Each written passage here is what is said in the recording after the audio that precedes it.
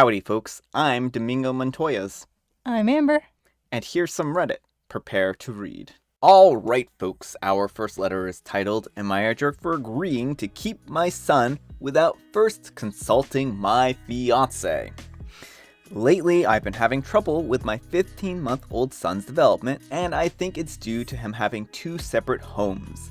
The inconsistencies that he's experiencing aren't helping this.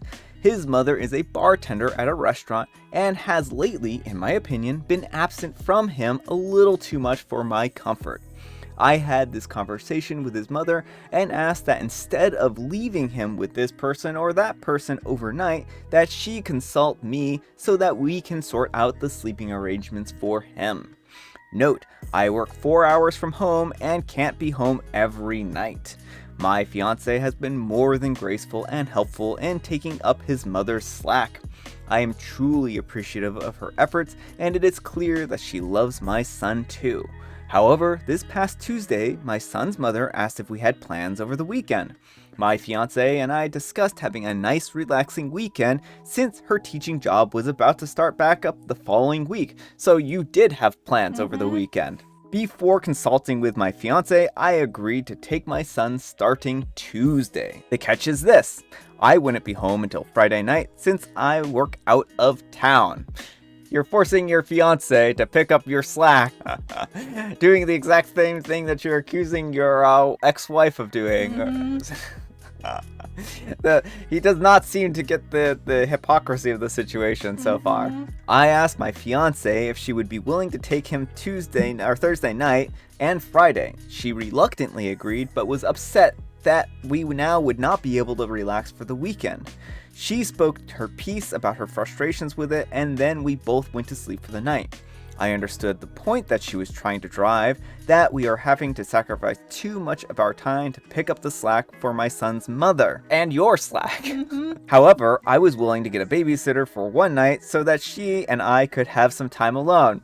Okay, so you don't want him spending the night with this person or that person, but now you're willing to, because it's in your house, you're willing to have a babysitter now? This is making less and less sense. We didn't speak much at all the following day until the evening when she went out with friends and started drinking. She came at me with some seriously hurtful things, and our conversation moved to her not being willing to sacrifice her time with me to pick up the slack for my son's mother. It then moved to her not being sure that she could be with what I needed. She commended me for picking up the slack, but assured me that she couldn't be with someone who isn't giving her the time that she needs to have a successful relationship. I felt that her reasoning was very selfish, and I told her as much, which drove her into a fit of rage and fury. Imagine that, telling your girlfriend who is willing to babysit your child for 2 days that she's selfish is gonna go over great. I went to sleep and I woke up to 1 a.m. text of her telling me how she wished she never met me and how I disgusted her by calling her selfish. I just want my son to have a more structured life than what is being given to him. I believe structure is important for any child, and I feel that I've been giving an ultimatum to choose. Edit, I didn't call her selfish because she didn't want to watch my son. I called her selfish because she wanted me not to have my son at all for the weekend. Her issue at first was that she had to sacrifice her time to watch him, which I resolved, to us not having alone time together this weekend. That's what I thought. It was selfish. Alright, folks, what do you think? Jerk or not the jerk? Jerk. Alright, OP. Your chief complaint with your ex-partner is that your son is spending too much time with other people. Then you go ahead and get a babysitter, which is, again, the exact same problem that you were having before. You would have had an easier time. Just allow your ex-partner to have the child over the weekend. The only reason why she was passing him off to you, I think, is because you were telling her that the way she's raising him isn't good enough for you, and that you're having developmental issues with him. Yeah, well, on that front, just bring your son to a pediatrician. They'll be able to tell you if he's developing normally for his age, and they will have remedies if he has developmental disabilities that are probably not. He has to always be watched by your fiance. Yeah. You need to find another job that's not 4 hours away, and so that you can spend more time raising your child the way you want to and not burdening your current fiance with raising him. That's what this sounds like to me. And don't cancel plans and make plans for people, because that's really rude. Right? Well, and especially this is like her last weekend before she goes back to teaching, which is a stressful job. And also, like, dealing with kids. Oh, you could just deal with kids some more. You're so good at it. Yeah, you're so good at dealing with kids. Why don't you just deal with my child? Anyhow, take care and good luck. You're the jerk. There should have been discussion, because you aren't even available to watch him on Thursday or most of Friday. You just volunteered her time without consulting her, which is a pretty crappy thing to do. And OP says, I asked her if she could when I agreed to. If she couldn't, I had a plan in place. Very confused. Yeah, that's not what the post said. Yeah, this is not at all what the post said. You didn't agree to take your son. You agreed to have your fiancé take your son. And yes, it's generally pretty rude to make plans for people without consulting them, even if that person is your fiancé and the plans involve your child. You need to communicate and discuss things with her, not make decisions for her and tell her about it later. You're the jerk. Alright, our next letter is titled, Am I the Jerk for Returning Home After I Found Out That My Husband Burke booked a first class for him and his friend while I got economy? No, OP. What? No, you're not the jerk. My husband and I haven't been on a trip out of country for years, while he goes every year with his best friend. His reasoning for going with him is because they both go to attend sporting events. Playing second fiddle to your husband's boyfriend is what it sounds like.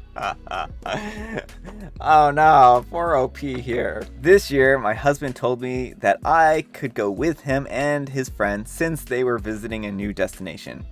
He paid for my ticket and everything else. Since I'm a stay-at-home mom and have no job, the kids were left with my mom.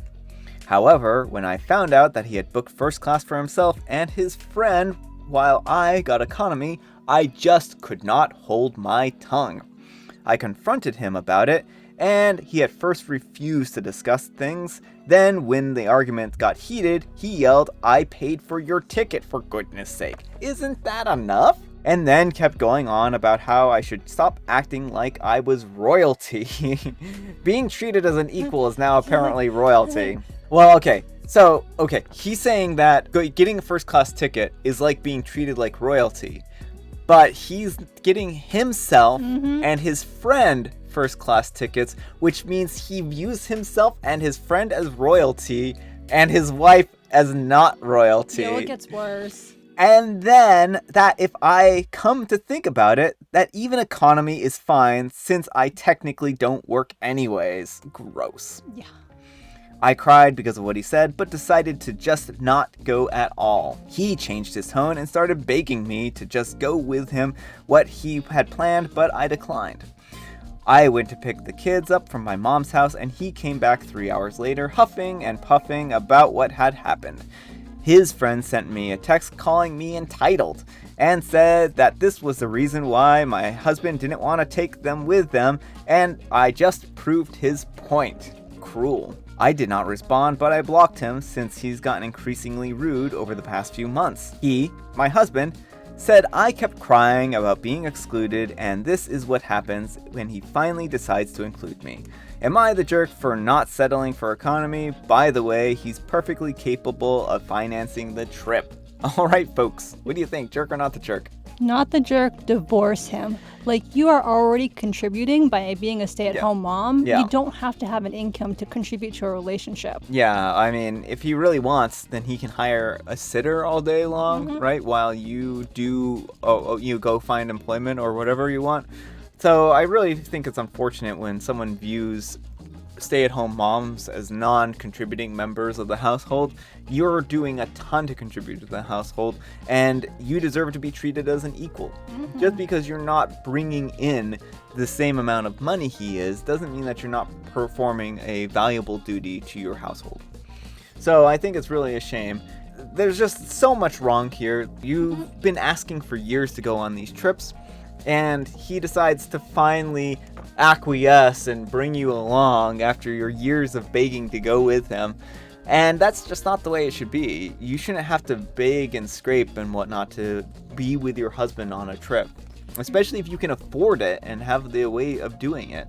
Yeah, so he very clearly doesn't see you as an equal. He just sees you as like his robot to take care of the kids. Help me. Anyhow, take care and good luck with that divorce.